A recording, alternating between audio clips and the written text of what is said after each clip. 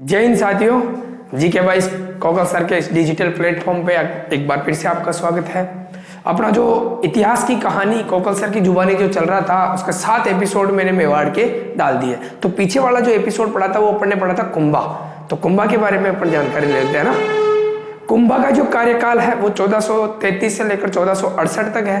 कुंभा जब राजा बना तो कुंभा के पास 2 टारगेट थे, उसके पापा के हत्यारों का बदला लेना और दूसरा जो टारगेट था रणमल राठौड़ का मेवाड़ में प्रभाव को क्या करना, कम करना।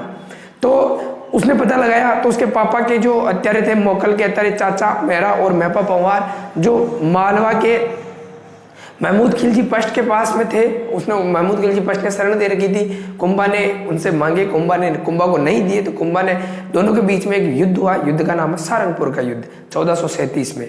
कुंभा इस युद्ध को जीत गया था और इस विजय के उपलक्ष्य में कुंभा ने चित्तौड़ में विजय स्तंभ का निर्माण करवाया। ठीक है, कुंभा महमूद खिलजी पश्त को पकड़कर चित्तौड़ ले आता है। 6 महीने के बाद उसको रिहा कर देता है। मालवा का ताज खान महमूद खिलजी पश्त का प्रतिनिधि गुजरात के कुतुबुद्दीन शाह के पास में सहायता लेने के लिए जाता है। मालवा और गुजरात दोनों के बीच में एक संधि होती है 1456 में, जिसे कहते हैं चंपानेर की संधि। ठीक है, ये कुंभा को हराने के उद्देश्य से हुई थी, लेकिन कुंभा ने मालवा और गुजरात की संयुक्त सेना को बदनौर के युद्ध 1457 में हरा देता है। सिरोही के सहसमल देवड़ा ने गुजरात और मालवा का साथ दिया था, तो कुंभा का एक सेनापति नरसिंह डोडिया को भेजकर कुंभा ने सिरोही को हरा दिया था। नागौर में फिरोज खान के मृत्यु के पश्चात उसका भाई मुजाहिद खान और उसका बेटा शम्स खान दोनों के बीच में उत्तराधिकारी संघर्ष होता है। तो कुंभा शम्स खान की सहायता देकर शम्स खान को नागौर का राजा बना देता है, लेकिन शर्तों का उल्लंघन करते हुए शम्स खान ने नागौर की किलेदारी प्रारंभ करवा दी थी। इस वजह से कुंभा ने उसके खिलाफ सेना भेजी और वो भी सहायता के लिए किसके पास आ जाता है, गुजरात के कुतुबुद्दीन शाह के पास में आ जाता है और शम्स खान की बेटी की शादी ही कुतुबुद्दीन शाह के साथ कर देता है। लेकिन इधर नागौर का शम्स खान और कुतुबुद्दीन शाह दोनों कुंभा से लड़ने जाते हैं, तो उनको कुंभा दोनों को भी क्या कर देता है, हरा देता है। इधर मेवाड़ के अंदर रणमल राठौड़ जो है सिसोदियों के नेता राघव देव की हत्या कर देता है। तो हंसाबाई को कुंवर चुंडा को मालवा से वापस बुलाकर भारमली की सहायता से रणमल राठौड़ की हत्या करवा देती है। रणमल राठौड़ का बेटा था राव जोधा, जो भागकर बीकानेर के काहुनी गांव में शरण ले लेता है। पीछे पीछे जो कुंवर चुंडा जाता है और राठौड़ों की राजधानी मंडोर पे अधिकार कर लेता है। ठीक है, बहुत बार जोधा ने अटैक किए थे लेकिन मंडोर को नहीं जीत पाया था। लास्ट में 1453 में हंसाबाई ने कुंभा और जोधा के बीच में एक संधि करवा दी, जिसका नाम है आवड़ बावड़ की संधि। जोधा की बेटी श्रृंगार कंवर की शादी कुंभा के बेटे रायमल के साथ कर दी। सोजत को सीमा बनाई गई थी और संधि का नाम है आवड़ बावड़ की संधि। ठीक है, तो दोनों टारगेट क्या कुंभा के पूरे हुए थे। फिर अपन ने पढ़ा था कि कुंभा की जो और भी सांस्कृतिक उपलब्धियां हैं बहुत सारी है। कौन कौन सी है, तो देखो कुंभा की सांस्कृतिक उपलब्धियों में पहली जो चीज है वो स्थापत्य कला। कुंभा ने स्थापत्य का बहुत ज्यादा विकास करवाया था। इस वजह से राजस्थान में स्थापत्य कला का जो जनक है वो कौन है, महाराणा कुंभा है। ठीक है, कुंभा संगीतज्ञ था, वीणा बजाया करता था। कुंभा का संगीत गुरु था, उसका नाम था सारंग व्यास। कुंभा ने बहुत ज्यादा क्या स्थापत्य कला का विकास कराया। मैंने बताया था कि 1437 के अंदर सारंगपुर युद्ध के विजय के उपलक्ष्य में उसने चित्तौड़ में एक स्तंभ बनाया था, जिसका नाम है विजय स्तंभ। विजय स्तंभ चित्तौड़गढ़ दुर्ग के अंदर है। 1439 से लेकर 1459 में उसका 20 साल के अंदर उसका निर्माण किया गया था। उसके कारीगर जो थे उसका नाम था जेता पोमा नाफा पूजा। 9 मंजिला इमारत है, 122 फीट है। ठीक है, 9वीं मंजिल पर एक बार क्या गिर गई थी, बिजली गिर गई थी, तो उसका पुनर्निर्माण स्वरूप सिंह ने करवाया था। राजस्थान की ऐसी पहली इमारत, इसमें राजस्थान गवर्नमेंट ने डाक टिकट जारी किया था। ठीक है, और कितने मंजिला इमारत है, 9 मंजिला इमारत। पहली मंजिल पर जब आप घुसोगे तो गेट पे विष्णु की मूर्ति है, इस वजह से कहते हैं इसको विष्णु ध्वज कहते हैं, मूर्तियों का अजायब घर कहते हैं, कीर्ति स्तंभ कहते हैं, गरुड़ ध्वज कहते हैं। ठीक है, तो ये सारे किसके नाम है भाई, विजय स्तंभ के नाम है। फिर मैंने विजय स्तंभ से तुलना करते हुए एक स्तंभ और बताया था जिसे कहते हैं आदिनाथ स्तंभ, या उसी का नाम है जैन कीर्ति स्तंभ, जिसका निर्माण जीजासा बघेरवाल ने 12वीं सदी के अंदर करवाया था। जैनियों के प्रथम तीर्थंकर थे, उनका नाम था आदिनाथ भगवान, उसको समर्पित है, इस वजह से उसको आदिनाथ स्तंभ भी कहते हैं। ठीक है, वो 7 मंजिला इमारत है, विजय स्तंभ 9 मंजिला इमारत है। ठीक है, विजय स्तंभ के 5वीं मंजिल पर जेता पोमा नापा पूजा का नाम लिखा हुआ है। 3री मंजिल पर अरबी भाषा में 9 बार अल्लाह लिखा हुआ है। 8वीं मंजिल पर कोई मूर्ति नहीं है। ठीक है, फिर मैंने बताया था कि जो जैन कीर्ति स्तंभ अलग है और विजय स्तंभ अलग है। फिर आगे मैंने बताया था कि एक दुर्ग है। अब दुर्गों का क्या क्या निर्माण करवाया। दुर्ग जो पहला दुर्ग है वो कुंभलगढ़ दुर्ग का निर्माण करवाया। कुंभलगढ़ दुर्ग जो है वो राजसमंद के अंदर है। जो इसका वास्तुकार था उसका नाम था मंडन, और इसी के अंदर एक प्रशस्ति लगी हुई है जिसका नाम है कुंभलगढ़ प्रशस्ति। और उस कुंभलगढ़ प्रशस्ति में कुंभा की तारीफ करते हुए लिख रखा है कि कुंभा धर्म और पवित्रता का अवतार है, ठीक है, और कर्ण और भोज के समान दानी है। कुंभलगढ़ दुर्ग में ही एक दुर्ग और है जिसका नाम है कठारगढ़, जिसको कहते हैं मेवाड़ की आंख कहते हैं, क्योंकि बहुत ऊपर है, वहां से देखने पर पूरा मेवाड़ दिख जाता है, ठीक है। मेवाड़ और मारवाड़ की सीमा पे होने के कारण मेवाड़ मारवाड़ का क्या कहते हैं, इसको प्रहरी कहते हैं। ये कुंभलगढ़ दुर्ग की बातें थी। और कौन कौन से दुर्ग बताए थे, तो मैंने बताया था कि अचलगढ़ बताया था, मचान दुर्ग बताया था, बासंती दुर्ग। ये अचलगढ़, मचान और बसंती दुर्ग ये तीनों सिरोही के अंदर है। बेराट दुर्ग है वो कहाँ है, अपना भीलवाड़ा के अंदर है। और जो मैंने बताया था कि भौमठ दुर्ग है वो कहाँ पे है, उदयपुर के अंदर। ये सारी किसकी बात चल रही थी, दुर्गों की बात चल रही थी। इसमें मंदिर कौन कौन से बनवाए थे, तो इसने 3 जगह मंदिर बनवाए थे। कुंभ स्वामी मंदिर चित्तौड़गढ़ दुर्ग में, अचलगढ़ और कुंभलगढ़, इन तीनों जगह कुंभ स्वामी के मंदिर बनवाए थे, ठीक है। कुंभ स्वामी मतलब कुंभा का जो स्वामी विष्णु भगवान उसके मंदिर थे, ठीक है। ये जानकारी अपने को कीर्ति स्तंभ प्रशस्ति में मिलती है, जो 1466 की प्रशस्ति थी। कहाँ लगी हुई है, विजय स्तंभ के अंदर लगी हुई है, ठीक है।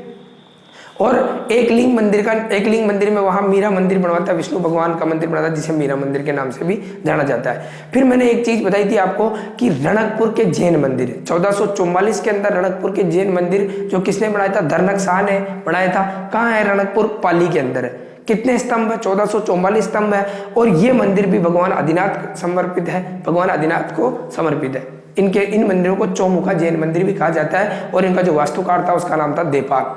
चलो एक मंदिर और बताया था मैंने, उसका नाम है चित्तौड़ में श्रृंगार चौरी मंदिर, जिसको अपन शांतिनाथ जैन मंदिर भी कहते हैं। और कहते हैं कि भाई इसका जो निर्माण है वो किसने करवाया था, वेला भंडारी ने करवाया था, जो चित्तौड़ का कोषाध्यक्ष हुआ करता था, ठीक है। फिर कुंभा की अपन ने क्या पढ़ी थी भाई, कुंभा की किताबों के बारे में पढ़ा था, साहित्य के बारे में, ठीक है।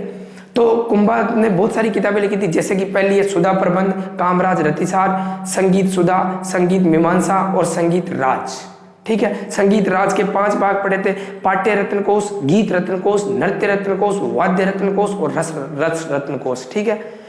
और फिर कुंभा के दरबारी पढ़े थे अपन, है ना। और कुंभा ने टीका भी तो लिखी थी। तो टीका कौन कौन सी थी भाई, एक तो जयदेव की गीत गोविंद पर रसिक प्रिया नाम से टीका लिखी थी, ठीक है। सारंगधर की संगीत रत्नाकर पर टीका लिखी थी। बाण भट्ट की चंडी स्तक पर इसने टीका लिखी थी। 4 भाषाओं के अंदर इसने क्या लिखे थे, नाटक लिखे थे, मेवाड़ी, मराठी, कन्नड़ और संस्कृत के अंदर। फिर अपन ने जो पढ़ा था कि कुंभा के दरबारी कौन कौन से, तो पहला कुंभा का जो दरबारी उसका नाम है कान्हा व्यास। और कान्हा व्यास ने एकलिंग महात्म्य की रचना की थी, ग्रंथ की, जिसका पहला भाग है राजवर्णन। ये खुद किसने लिखा था, कुंभा ने लिखा था, ठीक है। दूसरा है मेहा ने एक किताब लिखी थी जिसका नाम है तीर्थमाला। 120 तीर्थों की इसके अंदर वर्णन कर रखा है। इसके बाद में मंडन ने किताब लिखी थी वास्तुसार और रूप मंडन, कोदल मंडन। ये सारी किताबें किसकी, मैंने एक ट्रिक बताई थी आपको कि वास्तव में देवराज का रूप प्रसाद है, इससे आपको मंडन की किताबें हो जाती। मंडन का भाई का नाम था नाता, उसने किताब लिखी थी वास्तु मंजरी, ठीक है। और मंडन का बेटा था गोविंद, उसने 3-4 किताबें लिखी थी, जैसे कला निधि, सार समुच्चय, द्वार दीपिका और द्वार धोरणी।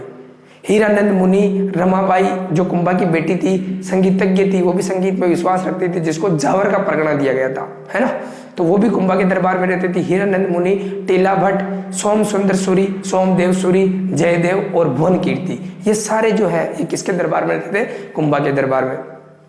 फिर मैंने बताया था कि कुंभा की लास्ट जो चीज है वो बताई उपाधियां। कुंभा को हिंदू सुल्तान कहते हैं, कुंभा को अभिनव भ्रताचार्य कहते हैं, हाल गुरु कहते हैं, चाप गुरु कहते हैं, रण और रासो कहते हैं, ब्रह्म भागवत कहते हैं, आदि वरा कहते हैं। ये सारी कुंभा की क्या थी भाई, उपाधियां, ठीक है। ये चीजें मैंने आपको पिछले वीडियो के अंदर पढ़ाई। रिवीजन का मतलब ये है, रिवीजन कराने से चीजें याद हो जाती है, ठीक है। फ्री का कंटेंट है, आप देखना, आपको बहुत ज्यादा फायदा मिलेगा जब एग्जाम के अंदर क्वेश्चन करोगे तो, ठीक है।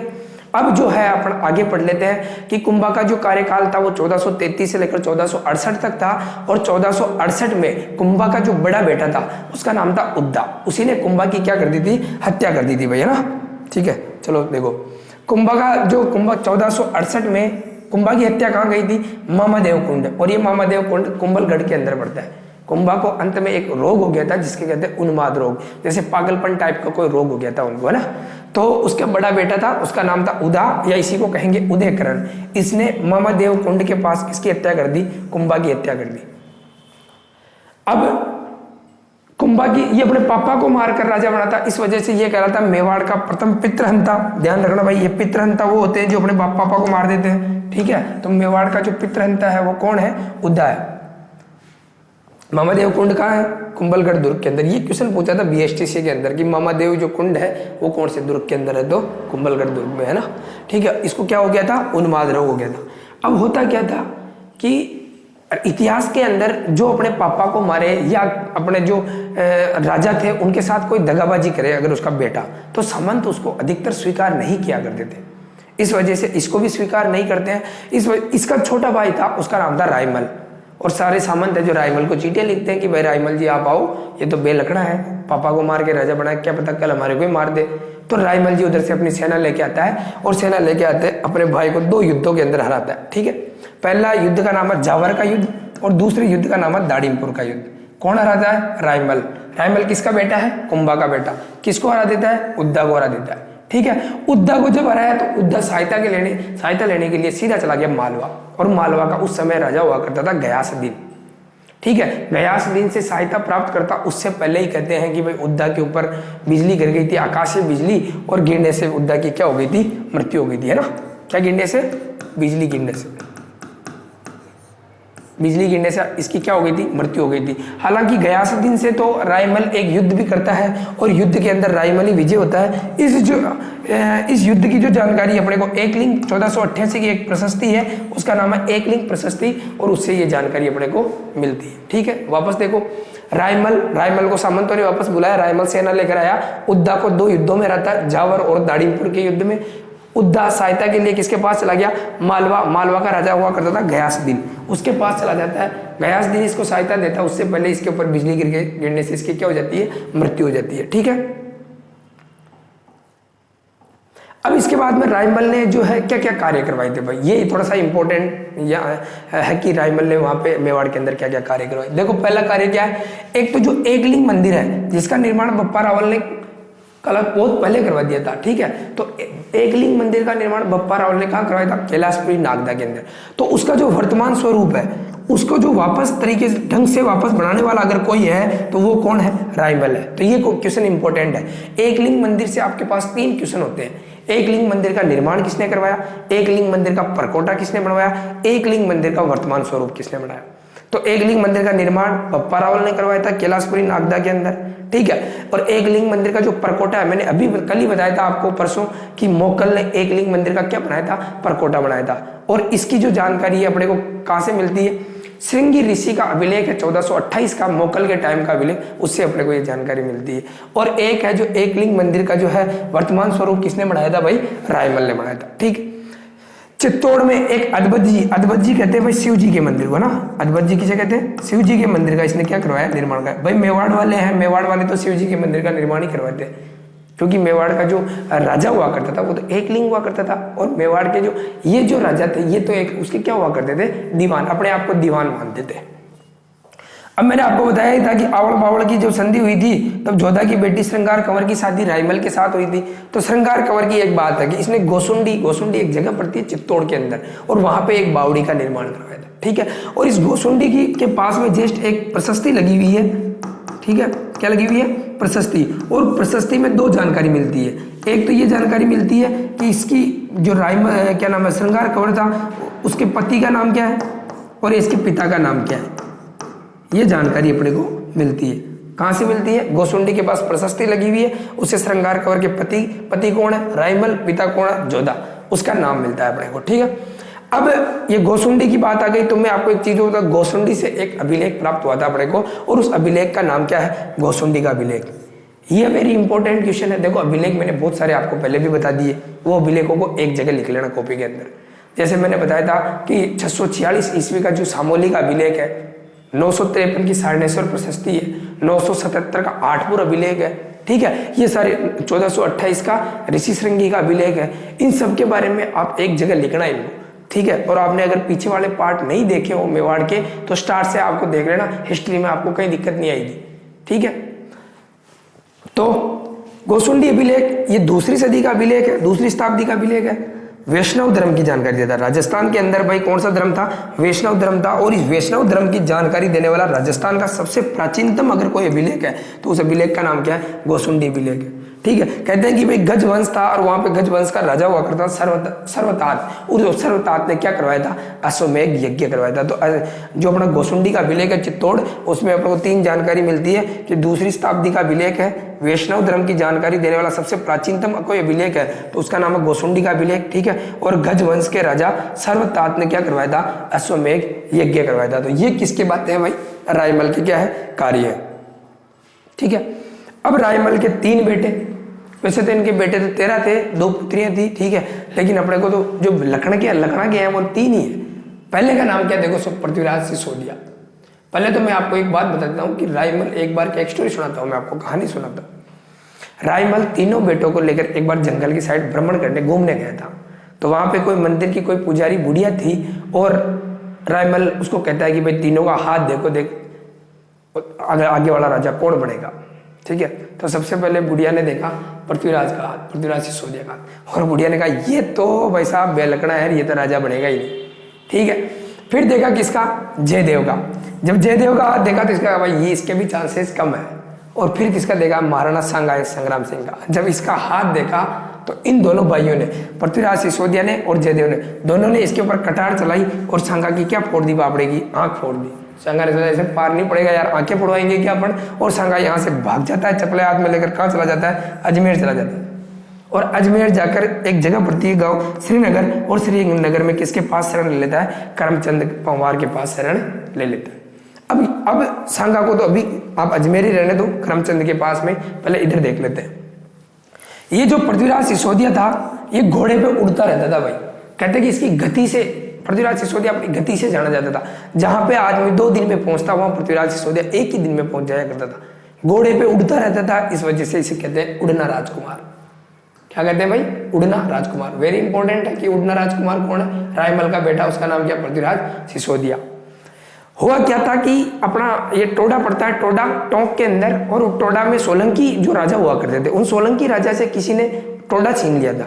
तो सोलंकी राजा, तो उसका नाम था जगन्नाथ सोलंकी, और जगन्नाथ सोलंकी ने घोषणा की थी कि जो भी मुझे वापस मेरा राज्य दिलाएगा टोडा, उसके साथ मैं अपने बेटे की क्या करूंगा? शादी करूंगा। तो ये जो है चुनौती किसने स्वीकार की? पृथ्वीराज सिसोदिया ने। और पृथ्वीराज सिसोदिया लड़ने जाता है और जगन्नाथ सोलंकी को वापस क्या दिला देता है? टोडा दिला देता है। हालांकि इस पृथ्वीराज सिसोदिया के बारे में यह भी कहा जाता है कि भैया जिसकी तरफ से लड़ने जाता, ठीक है, तो जो पक्ष कमजोर होता उसकी तरफ से लड़ लिया करता था। लड़ता लड़ता एक आगे वाला पक्ष कमजोर हो गया तो उसकी तरफ से लड़ने लग जाता था। ऐसा कौन था? पृथ्वीराज सिसोदिया था। इसने भाई ने जो है जगन्नाथ जो सोलंकी था उसका चुनौती स्वीकार की और वो जाता है और राजाओं उसको हराकर वापस जगन्नाथ सोलंकी को टोडा दिला देता है। क्या जगन्नाथ सोलंकी अब इसके साथ अपनी बेटी की शादी करेगा कि नहीं करेगा? भाई करेगा, पक्का करेगा। और इसकी बेटी का नाम था तारा सोलंकी। क्या नाम था भाई?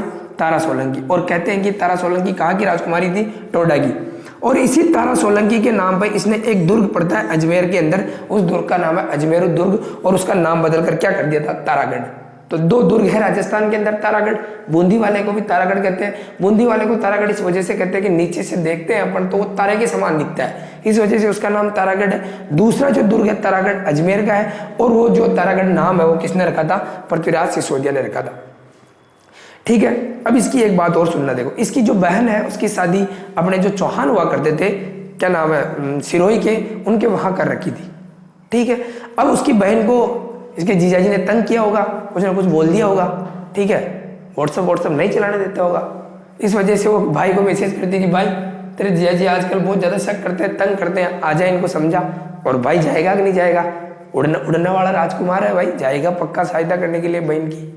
और गया जीजा को पकड़ गया, क्या रे जीजा तेरी क्या समस्या है? अरे कुछ ही समस्या नहीं है, आप तो आओ और खाना वाना खाओ। और खाना वाना नहीं है, ठीक है ना, आज के बाद तंग कर दिया तो देख लेना, अच्छा नहीं होगा तेरे साथ। उन्होंने कहा नहीं साले जी, इतने दिनों में तो आप आते हो और खाना वाना खा के तो जाना ही पड़ेगा। लेकिन पृथ्वीराज वहाँ खाना नहीं खाता है। कहावतें हैं कि जीजाजी ने इसके लाडू बांध दिए थे कि रास्ते के अंदर खा लेना, गोंद के लाडू, और ये रास्ते के अंदर खाता है। और पृथ्वीराज उसके अंदर जीजाजी ने क्या मिला दिया था? जहर मिला दिया था। तो पृथ्वीराज सिसोदिया की क्या हो जाती है? मृत्यु हो जाती है। कहते हैं कि इसकी छतरी जो है वो कौन से दुर्ग के अंदर है? कुंभलगढ़ दुर्ग में है। 12 खंभों की छतरी है भाई, है ना? कितने खंभों की है, 12 खंभों की। और इसके बारे में एक कहावत है कि 12 खंभों की क्यों है, तो ऐसे कहते हैं कि भाई जब ये इसकी मृत्यु हुई और जब इसका दाह संस्कार किया गया ना, तो गुप्त तरीके से कितने लुगाएं प्यार करती थी इससे, 12 करती थी। कितनी लुगाएं सती हो गई थी इसके चिता के अंदर, 12 लुगाएं सती हो गई। इस वजह से भी इसकी कितने खंभों की छतरी मानी जाती है, 12 खंभों की छतरी मानी जाती है ना।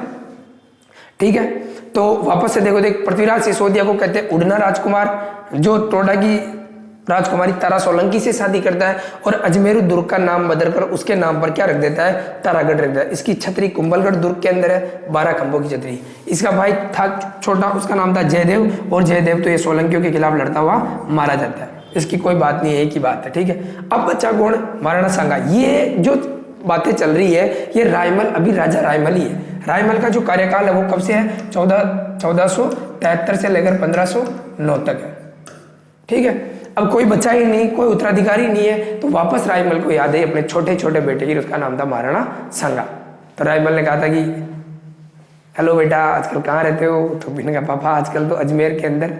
किसके पास रहता हूँ, करमचंद पवार के पास। मैंने कहा भाई करमचंद पवार के पास रहने की जरूरत नहीं है, आओ और इधर ये क्या है अपना जो भी है संपत्ति जो भी राज्य संभालो। ठीक है, तो अब वहां से आएगा कौन, आएगा सांगा। ठीक है, तो महाराणा सांगा आ गया भाई।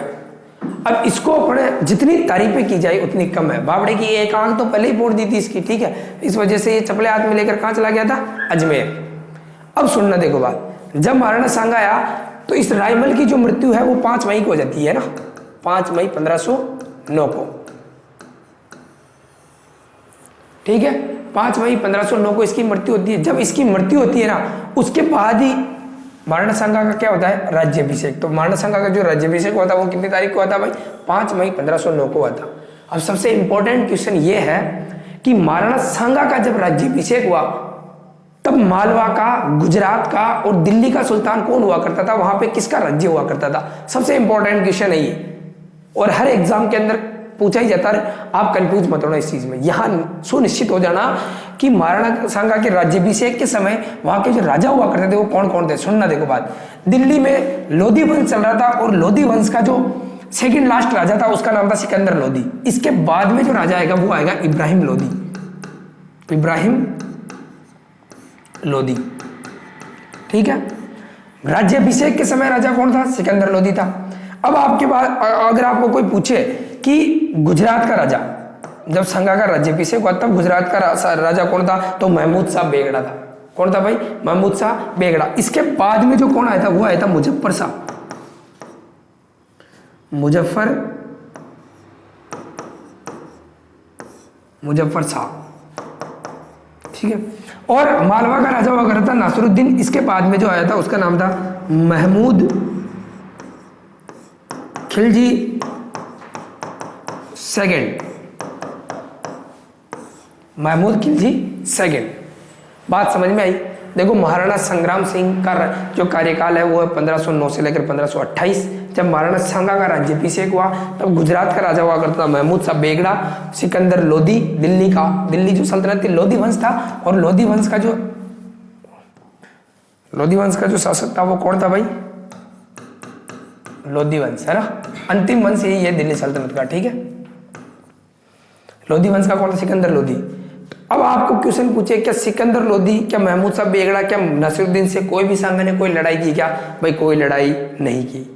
इनसे कोई लड़ाई की क्या, नहीं लड़ाई की। ठीक है, और सांगा के जीवन काल में सांगा ने केवल युद्ध किए थे, केवल क्या किए थे, युद्ध। और सांगा के जीवन काल में सांगा ने युद्ध भी एक ही हारा था, बाकी सब युद्ध जीतेगा सांगा। ठीक है, तो देखते हैं कौन कौन से युद्ध किए थे, है कौन कौन। इधर मुजफ्फर शाह है, इधर कौन है, महमूद खिलजी सेकंड है, और इब्राहिम लोधी है। इनसे लड़ेगा सांगा। ठीक है, तो मैं बता देता हूं आपको कहां कहां लड़ाई क्या क्या हुई थी, समझना देखो बात है ना। ठीक है, तो सांगा ने देखो, एक तो 1517 के अंदर इसने युद्ध किया था, एक किया था 1518 के अंदर, है ना, एक किया था 1519 के अंदर। 3 युद्धों के बारे में मैं बताता हूं आपको। इधर वर्सेज लोधी वंश का शासक जो था उसका नाम था, अभी मैंने बताया आपको कि सिकंदर लोधी तो केवल राज्याभिषेक के समय था। उसके बाद में इब्राहिम लोधी से युद्ध करेगा, इब्राहिम लोधी लोधी वंश का अंतिम शासक जो पानीपत के युद्ध में बाबर इसको मार देता है, ठीक है। और इस युद्ध 1517 वाले जो युद्ध का नाम है उसका नाम है खातौली का युद्ध। युद्ध का क्या नाम है? खातौली का युद्ध, ठीक है। इधर कौन है? राणा सांगा। अब मैंने आपको बताई थी कि राणा सांगा एक ही युद्ध में आ रहा था जो लास्ट का युद्ध है ना। और 1518 के अंदर एक युद्ध हुआ था जिसका नाम है बाड़ी का युद्ध। बाड़ी का युद्ध ये भी किस किस के मध्य हुआ? इब्राहिम लोधी और किसके मध्य हुआ? राणा सांगा के मध्य हुआ, ठीक है। चलो इसको मिटाता हूं, उधर लिख देंगे ना। किसके मध्य हुआ? इब्राहिम लोधी और सांगा के मध्य। दोनों युद्धों में सांगा जीत गया था। सांगा की विजय। अब आप पूछोगे सर खातौली कहां पड़ता है? तो खातौली कोटा के अंदर पड़ता है भाई। कहां पड़ता है? कोटा के अंदर, ठीक है। तो सांगा ने पहला युद्ध किया था 1517 में जिसका नाम है खातौली का युद्ध। लोधी वंश का अंतिम शासक इब्राहिम लोधी और राणा सांगा के मध्य 1518 में युद्ध हुआ था बाड़ी। अब बाड़ी कहां पड़ती है? धौलपुर के अंदर पड़ती है। इन दोनों युद्धों के अंदर कौन जीत गया था? सांगा जीत गया था। किसको हरा दिया था? इब्राहिम लोधी को हरा दिया था, ठीक है। चलो और आगे बढ़ते हैं। कौन सा युद्ध है? 1519 में सांगा ने एक युद्ध किया था, उस युद्ध का नाम है घाघरोन का युद्ध, है ना। घाघरोन का युद्ध। और ये जो घाघरोन का किला उस समय हुआ करता था वो हुआ था मेदिनी राय के पास। मेदिनी राय के पास, ठीक है। मालवा का जो सुल्तान हुआ करता था उसका नाम था महमूद। अभी मैंने बताया खिलजी और महमूद खिलजी सेकंड जो मालवा का सुल्तान हुआ करता था। इधर मेवाड़ का कौन है? मेवाड़ का राणा सांगा। मैंने बताया जीतेगा कौन? भाई जीतेगा। भाई कौन? राणा सांगा जीतेगा। सुनना देखो बात इसमें।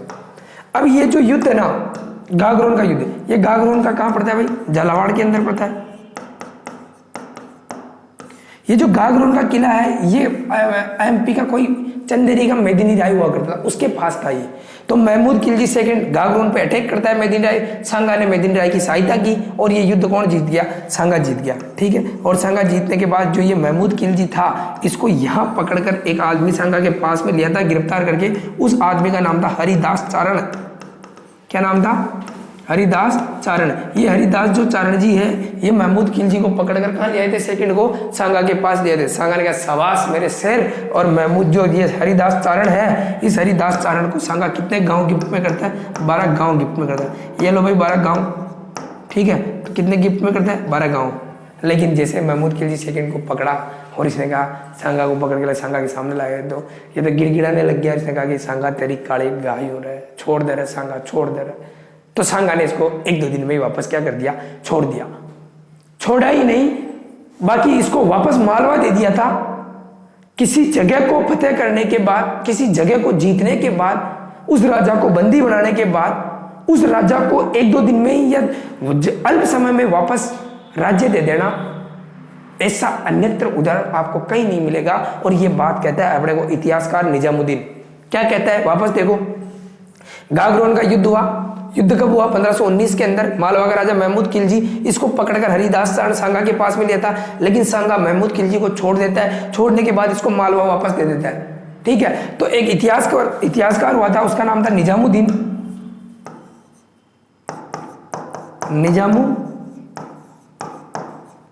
एक इतिहासकार आया था जिसका नाम था निजामुद्दीन। और निजामुद्दीन कहता है कि मैंने ऐसा उदाहरण कहीं नहीं देखा जैसे सांगा ने किया। किसी जगह को फतेह करने के बाद, उसके राजा को गिरफ्तार करने के बाद उसी राजा को वापस रिहा करके राज्य दे देना, ऐसा अन्यत्र उदाहरण कहीं नहीं देखा। ये बात अपने को कौन कहता है? इतिहासकार निजामुद्दीन कहता है, ठीक है। 3 युद्ध हो गए भाई सांगा के। 1517 खातौली का युद्ध, खातौली पड़ती है कोटा के अंदर। इब्राहिम लोधी, ठीक है, इसको हराता है 2 युद्धों के अंदर, खातौली और बाड़ी के अंदर। सांगा की विजय हुई, ठीक है। इसके बाद 1519 में एक युद्ध हुआ जिसका नाम है घाघरोन का युद्ध। घाघरोन झालावाड़ में पड़ता है। मालवा का राजा कौन था? महमूद खिलजी सेकंड, जो चंदेरी के मेदिनी राय पर अटैक करता है। सांगा इसकी सहायता करता है और जीत जाता है। हरिदास चारण महमूद खिलजी सेकंड को पकड़कर गिरफ्तार करके सांगा के पास ले आता है। सांगा इसको कितने गाँव गिफ्ट में करता है? 12 गाँव। वापस सांगा इसको छोड़ देता है। तो इतिहासकार निजामुद्दीन कहता है कि ऐसा उदाहरण मैंने कभी भी नहीं देखा, ठीक है। अब आगे जो है सांगा का एक और युद्ध है भाई, समझना, देखो बात है ना। हुआ क्या था, ये अपना राजस्थान है, ये राजस्थान है प्रधान, ठीक है, ये क्या है, राजस्थान है। और राजस्थान के अंदर यहां पे एक जिला पड़ता है जिसका नाम है भरतपुर, राजस्थान का पूरी प्रवेश द्वार। और भरतपुर में एक किला था, उस किले का नाम है बयाना का दुर्ग या बयाना किला, बयाना का किला, ये बयाना का दुर्ग, ठीक है। अब और मैं आपको बात बताता हूं, 1526 में क्या हुआ था, बाबर आया था, बाबर मुगल था, ठीक है। और ये कहां से आया था, अफगानिस्तान में एक जगह पड़ती है फरगना, ठीक है, फरगना, और वहां से आया था। और इसने जब भारत पे अटैक किया, बाबर का एक और वंशज ने भारत पे अटैक किया था 1398 के लगभग, उसका नाम था तैमूर, क्या नाम होता, और तैमूर का ही वंशज कौन था, बाबर था। तो अब जब बाबर ने भारत पे अटैक किया था तो महाराणा सांगा ने ऐसे सोचा कि यार तैमूर ने जब अटैक किया था तो वो क्या करता था, यहाँ से लूटपाट करके वापस चला जाता था, तो बाबर भी यहाँ पे क्या करेगा, लूटपाट करके वापस चला जाएगा। लेकिन बाबर की थिंकिंग ये नहीं थी, बाबर की थिंकिंग ये थी कि पूरे भारत के अंदर कौन सा साम्राज्य स्थापित करना है, मुगल साम्राज्य स्थापित करना है। उस समय दिल्ली का सुल्तान हुआ करता था। देखो सल्तनत काल के अंदर क्या राजा को कहते थे सुल्तान, इस वजह से उसको सल्तनत कहते थे, ठीक है, या सल्तनत इस वजह से, सल्तनत की वजह से राजाओं को सुल्तान कहते थे, ठीक है। तो उस समय लोधी वंश का अंतिम शासक था, उसका नाम था इब्राहिम लोधी। इस इब्राहिम लोधी पर बाबर अटैक करता है, बात है 1526 की, युद्ध का नाम है पानीपत का युद्ध, पानीपत का युद्ध। इस पानीपत के युद्ध में 15 अप्रैल 1526 को यह युद्ध हुआ था। और इस पानीपत के युद्ध में बाबर किसको हरा देता है, इब्राहिम लोधी को हरा देता है। बात तो अपने किसकी चल रही है, राणा सांगा की चल रही है। हुआ क्या था, राणा सांगा से पहले ही बाबर ने एक एग्रीमेंट कर लिया था और इसको कह दिया था कि जैसे ही मैं युद्ध जीतूंगा और युद्ध जीतने के बाद पूरा जो आगरा तक का जो साम्राज्य है वो मैं तेरे नाम कर दूंगा, ठीक है, तू मेरी सहायता करना युद्ध के अंदर।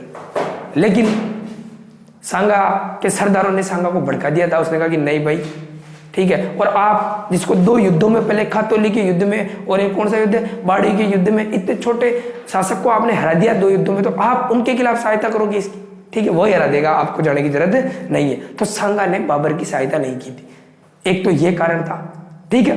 दूसरा देखो ये बयाना का किला, अब जो युद्ध में बता रहा हूं ना, बयाना का युद्ध, इसमें क्या क्या हुआ था, ये बात है 16 फरवरी 1527 की, ठीक है। बयाना का दुर्ग था और बयाना के दुर्ग में अब बाबर को 3-4 जो है रीजन मिल गए थे। बाबर ने क्या किया था, बाबर का एक सेनापति हुआ करता था, उसका नाम था मेहंदी ख्वाजा। बाबर का एक सेनापति हुआ करता था, उसका नाम क्या था, मेहंदी ख्वाजा, ठीक है। इस मेहंदी ख्वाजा ने, ये भरतपुर का जो बयाना का किला है ये सांगा के अधीन हुआ करता था। तो इस मेहंदी ख्वाजा ने इधर आके सांगा के कुछ आदमियों को यहां से भगा देता है। कब की बात है, 16 फरवरी से पहले की बात है, ठीक है। अब ये बात किसके पास आती है, सांगा के पास आती है। और सांगा को कहता है साहब एक आदमी आया था मेहंदी नाम का, उसने वहां से हमारे को भगा दिया। अब सांगा क्या इस पे अटैक करेगा कि नहीं करेगा, बिल्कुल करेगा। अब इधर से सांगा बयाना के दुर्ग को वापस जीतने के लिए गया, तो एक युद्ध हुआ था 1526 में जिसे कहते हैं बयाना का युद्ध, ठीक है, 16 फरवरी 1527 में। इधर मेहंदी ख्वाजा ने फोन किया बाबर को कि भाई देखो सांगा जो है क्या लेके आ रहा है, सेना लेके आ रहा है। तो ये बाबर भी सेना भेजता है अपनी, एक सेनापति जिसका नाम था सुल्तान मिर्जा, सुल्तान मिर्जा। ये क्वेश्चन आपसे पूछ सकते हैं भाई, ध्यान रखना, इंपॉर्टेंट क्वेश्चन है। क्या इंपॉर्टेंट क्वेश्चन है कि बयाना का किला कौन सा बाबर का प्रतिनिधि था, उसने अधिकार कर लिया था मेहंदी ख्वाजा ने।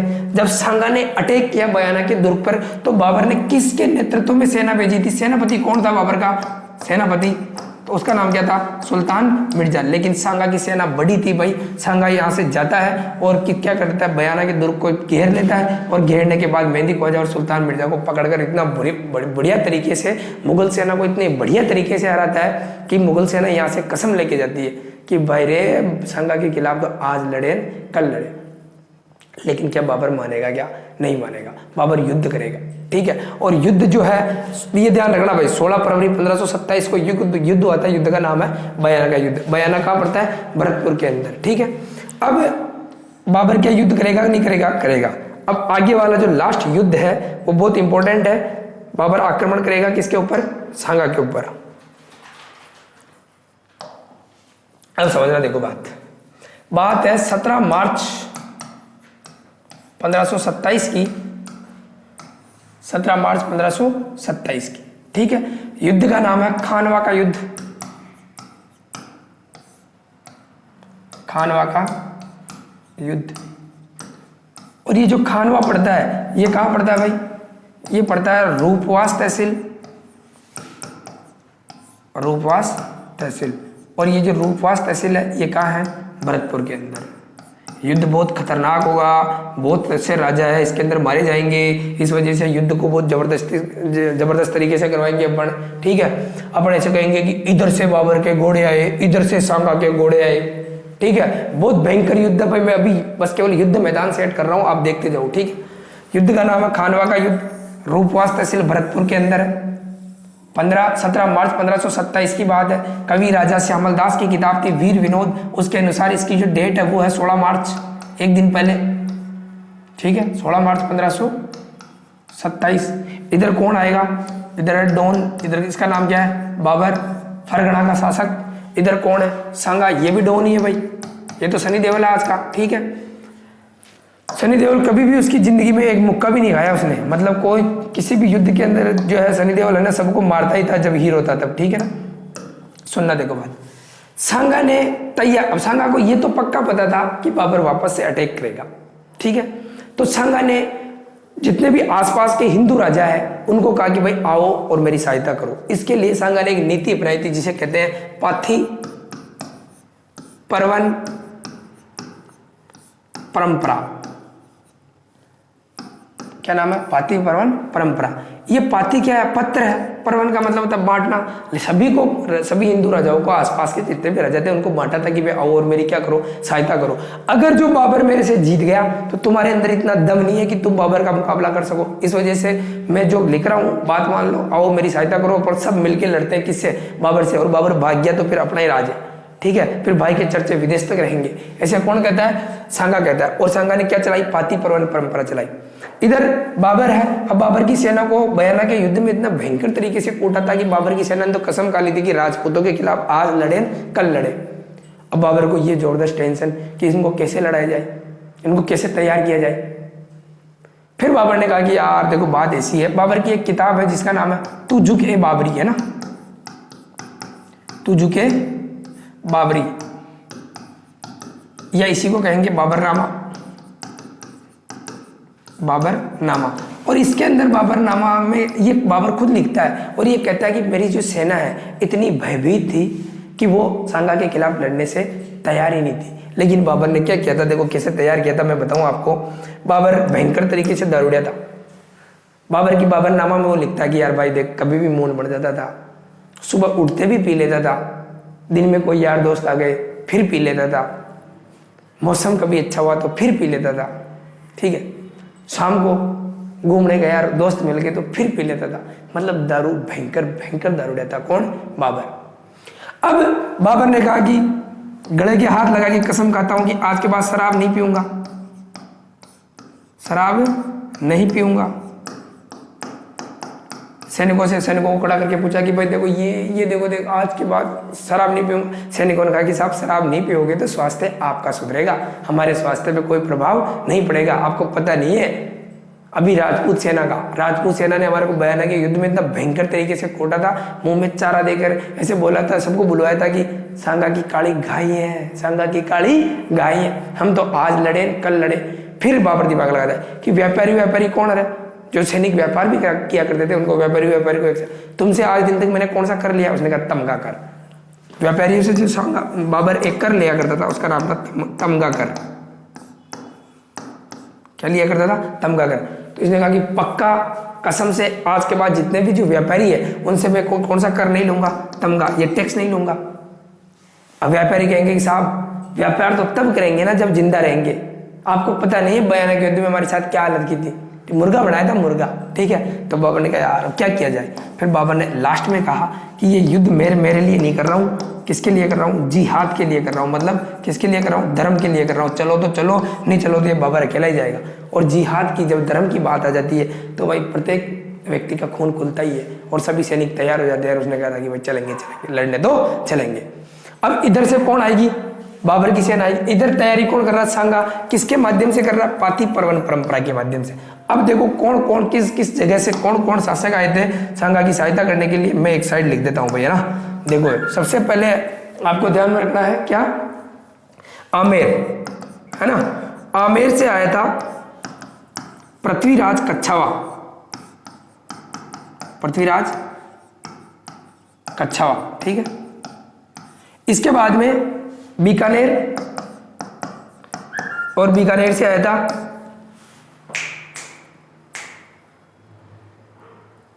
बीकानेर से कौन आया था, कल्याणमल, ठीक। और बीकानेर से जब कल्याणमल आया तो कल्याण, ये राजा हुआ करता था जेतसी, बीकानेर का कोई राजा नहीं था भाई, कल्याणमल राजा कौन हुआ करता था, जेतसी हुआ करता था, ठीक है। मालदेव, सॉरी मारवाड़, मालदेव क्या, मारवाड़, और मारवाड़ से कौन आया था, मालदेव, ये भी राजकुमार हुआ करता था। मारवाड़ से कौन आया था, मालदेव आया था, ठीक। और ये का जो राजा हुआ करता था उसका नाम था गंगा, राजा हुआ करता उसका नाम क्या था, गंगा। मारवाड़ से कौन आया, मालदेव। चलो बड़ी बड़ी रियासत यही है। और मैं बताऊं सिरोही, बहुत सारे आए थे भाई इससे लड़ने के लिए, बहुत सारे। सिरोही से आया था अक्षराज देवड़ा, कौन आया था, अक्षराज देवड़ा। इसको कहते हैं उड़ना अक्षराज भी कहते हैं इसको, क्या कहते हैं इसको, उड़ना अक्षराज। उड़ना राजकुमार कौन है, पृथ्वीराज सिसोदिया है, ठीक है। और कौन कौन आए थे देखो, बात समझो। सिरोज से कौन आया था, अक्षराज देवड़ा आया था, ठीक है। और मैं आपको बहुत सारी बातें बताऊं ना। भरतपुर से आया था, उसका नाम था अशोक परमार,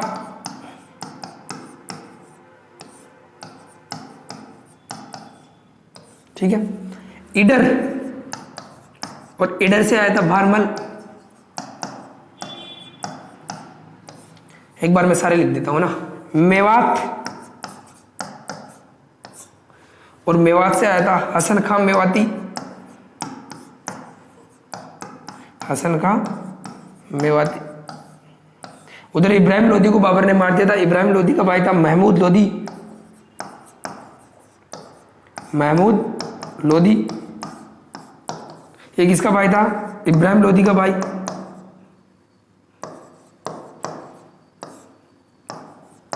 इब्राहिम लोदी का भाई, ठीक है। अभी बहुत भयंकर युद्ध होगा भाई, ध्यान रखना ना। और फिर इसके बाद चंदेरी, चंदेरी से सांगा का दोस्त, और उसका नाम क्या था, मेदिनी राय, ठीक है। मेड़ता, मेड़ता से आया था वीरमदेव मेड़तिया, वीरमदेव मेड़तिया। और रतन सिंह, ये सांगा का भैया ही था भाई ना। रतन सिंह भोजराज के ससुर जी थे, मीरा के पापा, ठीक है। फिर उसके बाद में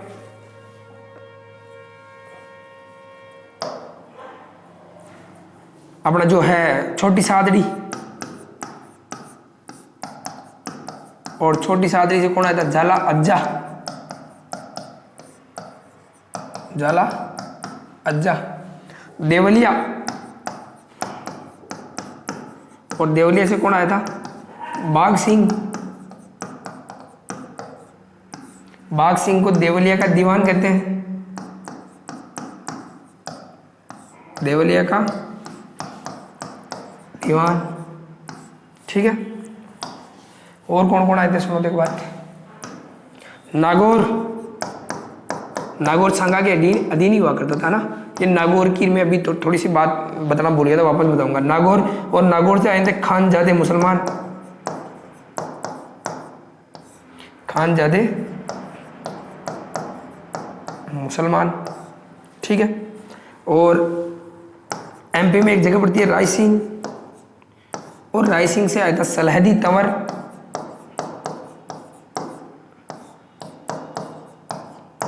रायसीन से कौन आया था? सलहदी तंवर। इतने थे भाई ना, और भी याद आ जाएगा तो और लिखवा देंगे, कोई बड़ी बात नहीं है, ठीक है।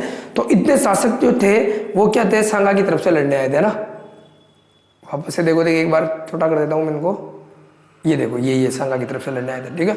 आमेर से कौन आया? पृथ्वीराज। देखो मारवाड़ से माल आया, बीकानेर का कल्याण हुआ, आमेर में पृथ्वी हिली।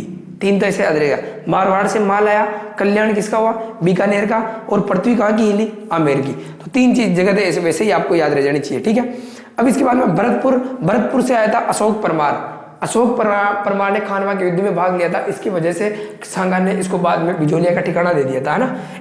ईडर से कौन आया था? भारमल। और मेवात से कौन आया था? हसन खां मेवाती। अफगान था भाई ये, हसन खां मेवाती ये आया था। और देखो उधर पानीपत के पहले युद्ध में इब्राहिम लोदी को मार दिया, तो इब्राहिम लोदी का भाई जो था उसका नाम क्या था? महमूद लोदी। ये भी किसकी तरफ से लड़ने आया था? सांगा की तरफ से लड़ने आया था। चंदेरी इसका दोस्त है सांगा का, उसका नाम है मेदिनी राय। मेड़ता से एक तो वीरमदेव मेड़ती आया था, ठीक है। वीरमदेव मेड़तिया ने थोड़े दिनों पहले ही क्या छीन लिया था? मेड़ता छीन लिया था इससे, तो फिर ये एक सांगा की साइड आ जाता है। और रतन सिंह तो आएगा इसे, ये तो बिया ही है सांगा का, ठीक है, सगा है भाई सांगा का। क्यों? सांगा के बड़े बेटे का नाम भोजराज, और भोजराज की शादी मीराबाई के साथ, और मीराबाई के पापा का नाम रतन सिंह। चलो छोटी सादरी, और छोटी सादरी से कौन आया था? झाला अज्जा आया था, ठीक है। और देवलिया से कौन आया था? बाघ सिंह। देवलिया जो है अब प्राचीन नाम है किसका? प्रतापगढ़ का। अपना जो प्रतापगढ़ डिस्ट्रिक्ट है उसका प्राचीन नाम देवलिया था, और वहां से कौन आया था? बाघ सिंह। और बाघ सिंह को क्या कहते हैं? देवलिया का दीवान कहते हैं। नागौर से कौन आए थे? खानजादे मुसलमान आए थे। और रायसिंह से कौन आया था? सलहदी तंवर। एक और इंपॉर्टेंट वो और लिख लेते हैं, यहाँ पे आपको चीजें समझ में आ जाएगी, ठीक है। तो एक सलूम्बर हुआ करता था, सलूम्बर,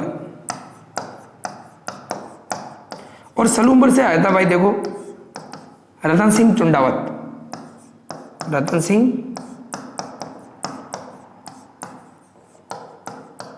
चुंडावत ये आया था सलूम्बर से, ठीक है। तो इतनी बातें हैं। एक मिनट वापस थोड़ा सा मैं यहाँ आपको समझाता हूँ एक चीज, वापस यहाँ आओ आप, ठीक है। अब हुआ क्या था? यहाँ पे नागौर हुआ करता था, नागौर, ठीक है ना, नागौर। अब क्या हुआ? पहले मैंने आपको बताया था कि कुंभा के समय भी गुजरात के और मेवाड़ के संघर्ष चल रहा था। कुतुबुद्दीन शाह जो कुंभा से लड़ रहा था, ठीक है। तो पहले भी यही था कि मेवाड़ और गुजरात की सीधी कोई लड़ाई नहीं थी, लड़ाई थी नागौर के उत्तराधिकारी संघर्ष को लेकर, ठीक है। अब सांगा के समय भी बात ये की यही है, सांगा के समय भी अपने मेवाड़ के और गुजरात की कोई लड़ाई नहीं थी। लड़ाई थी एक जगह पड़ती है यहाँ पे गुजरात के अंदर, उसका नाम है ईडर, ठीक है। और ईडर के दो राजा थे, एक का नाम था भारमल और एक का नाम था रायमल। एक का नाम तो क्या था? भारमल, और एक का नाम क्या था? रायमल। हुआ क्या? इन दोनों के ईडर का उत्तराधिकारी संघर्ष चल रहा था, और भारमल तो कहे कि राजा मैं बनूं, और रायमल कहे कि राजा मैं बनूं। सांगा ने किसका साथ दिया? सांगा है, और सांगा साथ देता है किसका? रायमल का। क्यों साथ देता? क्योंकि सांगा की बेटी की शादी किसके साथ कर रखी थी? रायमल के साथ कर रखी थी। अब सांगा जब रायमल का साथ देगा तो महमूद शाह बेगड़ा मुजफ्फर शाह किसका साथ देगा? महमूद शाह बेगड़ा तो बस केवल राज्याभिषेक के समय था भाई ना, तो मुजफ्फर शाह किसका साथ देता? भारमल का। लेकिन जब भारमल को ये पता चलता है कि रायमल का साथ कौन दे रहा है? सांगा, तो भारमल तो यहाँ से भाग जाता है, और उसके बाद में जो ईडर का राजा कौन बन जाता है? रायमल बन जाता है, ठीक है। लेकिन रायमल की तो थोड़े दिनों बाद क्या हो गई थी? मृत्यु हो गई थी, और ये भारमल किससे जाके मिल जाता है? सांगा से जाके मिलकर कहता है कि सांगा जी मेरे को बना दो जी, मैं भी आपका क्या हूँ, कुछ ना कुछ तो लगता ही होगा, ठीक है। तो रायमल जब रहा ही नहीं तो सांगा ने इसको एक्सेप्ट कर लिया था कि ईडर का राजा कौन है? भारमल है। इस वजह से मैं आपको ये चीज बताने की कोशिश कर रहा हूं कि जो ईडर से जो राजा आया था ना इस युद्ध के अंदर, खानवा के युद्ध के अंदर भाग लेने के लिए, मैंने बताया देखो ईडर से कौन आया था? भारमल। लेकिन हालांकि ये किसका भाई था? रायमल का भाई, रायमल का भाई था। इतनी सारी बातें हैं। अब युद्ध करवाते हैं, बहुत भयंकर तरीके से बड़ा युद्ध होगा। एक बार और देख लेना भाई, ये जो कौन कौन युद्ध के अंदर भाग लेने के लिए आए थे, ठीक है। बात है 17 मार्च 1527 की। युद्ध का नाम है खानवा का युद्ध। एक साइड कौन है? बाबर, एक साइड कौन है? सांगा। बाबर ने पूरी तैयारियां कर रखी है, सांगा ने भी पूरी क्या कर रखी है? तैयारियां कर रखी है। ठीक है, मैं थोड़ा सा यहाँ से आपको थोड़ा सा यहाँ से मिटा देता हूँ, है ना, तो फिर क्या है ये वापस से उधर लिख लेंगे। ठीक है, ये जेतसी था भाई राजा, ठीक है, बीकानेर का। और 17 मार्च 1527 की बात है। ठीक है, और ये जगह जो पड़ती है ये कहाँ पड़ती है? भरतपुर के अंदर, रूपवास तहसील, है ना, भरतपुर के अंदर कौन सी तहसील? रूपवास तहसील। यहाँ मैं क्या थोड़ा सा युद्ध सेट कर रहा हूँ ना, ये युद्ध मैदान है खानवा का। ठीक है, बात 17 मार्च 1527 की है, ये युद्ध मैदान है। ठीक है, इधर सांगा के पास 2 तोपें थी बड़ी बड़ी। ठीक है, दोनों के अलग अलग उस्ताद थे। एक का नाम था उस्ताद अली, 2 तोपची थे सांगा के, एक का नाम था उस्ताद अली और एक का जो नाम था मुस्तफा। क्या नाम था? मुस्तफा। अब ये युद्ध होगा, इधर देखो अलग अलग राजा अलग अपनी अपनी सेना को लेके खड़ा है। सेनापति बीकानेर का कौन है? कल्याण सिंह कल्याणमल है, और मालदेव मारवाड़ का है, इधर का बारमल है। ये बहुत सारे इधर इधर खड़े। सांगा खड़ा यहाँ, आगे आगे कौन है? डॉन डॉन डॉन डॉन कौन है? सांगा। यहाँ खड़ा बाबर। बाबर ने देखो युद्ध जीतने के लिए 2 तरीके अपनाए थे। एक तो साइड में, इधर की साइड में क्या है, बाबर ने सेना रखी थी साइड में, 3 तरफ से आक्रमण किया था बाबर ने। उस जो 3 तरफ से जो बाबर ने आक्रमण किया, एक सेना इधर रखते थे। क्या हुआ करता थे? इधर से ये सेना पीछे, इधर ये सेना आगे हो जाती थी। मतलब ये सैनिक जब थकते तो ये पीछे होके इधर से सैनिक आगे कूद जाते थे। इसको कहते हैं बाबर की तुलगमा युद्ध पद्धति। ठीक है ना, कौन सी युद्ध पद्धति? तुलगमा। तो बाबर युद्ध जीत गया था भाई ना। जीत कौन गया था? बाबर। विजय बाबर की हो गई थी। और बाबर की विजय के 2 कारण थे। एक तो तोप का ना, बाबड़े राजपूत तो पहली बार देखा था कि ऐसे तोप के घोड़े भी आते हैं क्या, तोप का ना। और दूसरा जो कारण था जीतने का वो था तुलगमा युद्ध पद्धति। ये तुलगमा युद्ध पद्धति अभी मैं बताता हूं क्या है। तुलगमा युद्ध पद्धति। ठीक है, तो ये इसके कारण क्या है, बाबर ये युद्ध जीत गया था। ठीक है, अब इधर से अब बाबर की सेना की जो सांगा की जो हार हुई थी ना, उसके कारण पीछे कारण है भाई। क्या कारण है? एक तो इतने आदमी आ गए थे लड़ने के लिए, ये अलग अलग जो सैन्य की टुकड़ी थी वो अलग अलग सेनापति के नेतृत्व में लड़ रही थी। मतलब सांगा की सेना के अंदर कुशल नेतृत्व का क्या था, अभाव था। लेकिन इसमें ऐसा नहीं था। बाबर के पास 2 चीजें थी, एक तो थी क्या, तोपे, और एक तो बाबर के पास क्या, तुलगमा युद्ध पद्धति। तुलगमा युद्ध पद्धति का मतलब ये है भाई कि जैसे ये है, ठीक है, ये सैनिक इधर खड़े हैं साइड में, ये इधर सैनिक साइड में खड़े हैं। अब ये जो सैनिक लड़ रहे हैं ये थक जाते थे, तो ये एकदम से पीछे होके नए सैनिक एनर्जी के साथ आगे आके लड़ने लग जाते थे। तो कहते हैं कि 3 तरफ से बाबर क्या कर रहा था, अटैक कर रहा था। और बाबर की जीत का कारण भी यही है। बाबर ने जीत के बाद में एक उपाधि धारण की जिसका नाम है गाजी। बाबर ने कौन सी उपाधि धारण की? गाजी की उपाधि धारण की। अब ये गाजी क्या है? काफिरों का वध करना। मतलब मुसलमान जो धर्म है वो अपने जो दुश्मन है उनको काफिर कहते हैं भैया, तो काफिरों का युद्ध करना। योद्धा मतलब कौन है? गाजी। याद रह जाएगी बात। चलो अब इसके मैं बात बताता हूं आपको। जैसे सांगा इस युद्ध के अंदर क्या है, युद्ध मैदान में काल बनकर टूट पड़ गया था। किनके ऊपर? बाबर की सेना के ऊपर। लेकिन सांगा की पता नहीं कौन सी तीर की लग गई, और तीर की लगने से सांगा क्या हो गया, घायल हो गया। अब जब सांगा घायल हो गया, तो घायल होने के बाद सांगा का जो मुकुट है, सांगा के जो राज चिन्ह है, वो किसने धारण किए थे? सांगा के राज चिन्ह है भाई, वो किसने धारण किए थे मैं बताऊं आपको। ठीक है, छोटी सादरी से आया था कौन? झाला अज्जा। और झाला अज्जा ने जो है सांगा के राज चिन्ह धारण किए थे।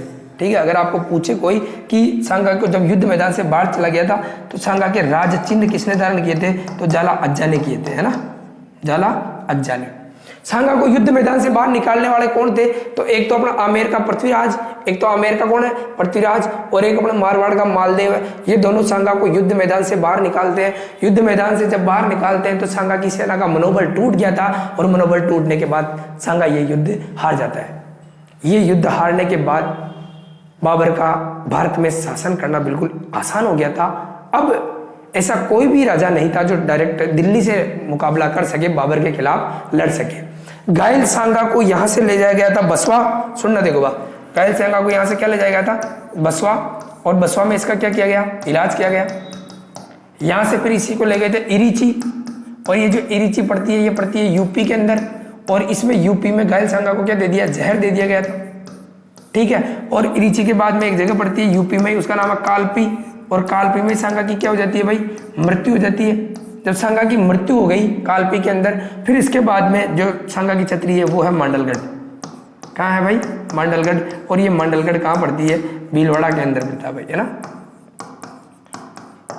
अब ये जो मांडलगढ़ है ये भीलवाड़ा के अंदर पड़ता है। तो यहाँ पे छतरी किसने बनाई थी, तो ये मांडलगढ़ में जो छतरी बनाई थी, छतरी ये किसने बनाई थी, अशोक परमार ने बनाई थी भाई, ना। अशोक परमार जगनेर का है और उसने बनाई थी ये छतरी, अशोक परमार। याद रह जाएगी क्या बात। चलो वापस से देखो एक बार। अब ये हुआ क्या था कि इसके अंदर युद्ध के अंदर कौन कौन मर गए थे, रतन सिंह मर गया था, वीरमदेव मेड़तिया मर गया था, ठीक है, और भी हसन खां मेवाती मर गया था, महमूद लोधी मर गया था, रतन सिंह चुंडावत, और क्या नाम है ये जो देखो मैं बताऊं आपको, ये जो इसका नाम आपको ध्यान रखना है, वापस पढ़ेंगे अपन, बाघ सिंह। ये युद्ध में मरा नहीं था भाई, जिंदा ही था ये, है ना, बाघ सिंह, ठीक है। तो अब बाबर इस युद्ध को जीत गया। युद्ध जीतने के बाद बाबर ने एक उपाधि धारण की थी, उसका नाम है गाजी की उपाधि, है ना। अब क्या हुआ था, बाबर की एक पुस्तक है उसका नाम है बाबरनामा। क्या नाम है, बाबरनामा। तो ये सांगा की कौन कौन सी उपाधियां हैं देखो मैं आपको बता देता हूँ, 2-3 और उपाधियां हैं, फिर अपना सांगा क्या हो जाएगा, खत्म हो जाएगा भाई, है ना। तो सांगा की उपाधियां हैं, पहली का नाम है हिंदू पथ, हिंदू पथ। दूसरा सैनिक भग्नावशेष, भग्नावशेष, ठीक है। और बाबरनामा में जो बाबर है वो लिखता है कि सांगा के दरबार में 7 राजा, 9 राव और 104 सरदार रहते थे।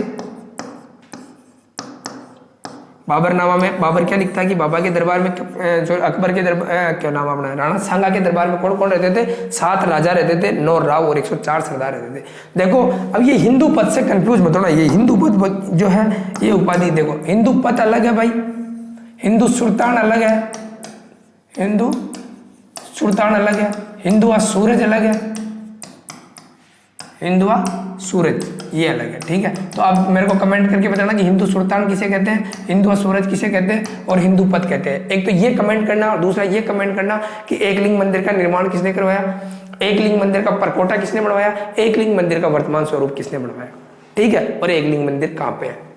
चलो ठीक है, तो ये पढ़ना आप, इसके बाद में सांगा के जितने भी बेटे हैं वो आगे पढ़ेंगे। जय हिंद, जय भारत। अगर आपको वीडियो पसंद आए तो इसको लाइक शेयर सब्सक्राइब जरूर कर देना, ठीक है। फ्री का कंटेंट आपको क्या जाता है वैसे, अगर आप इनको लाइक शेयर सब्सक्राइब कर दोगे, कमेंट कर दोगे तो उससे थोड़ी सी एनर्जी मिलेगी और उससे और बेस्ट करने की कोशिश करेंगे। जय हिंद, जय भारत।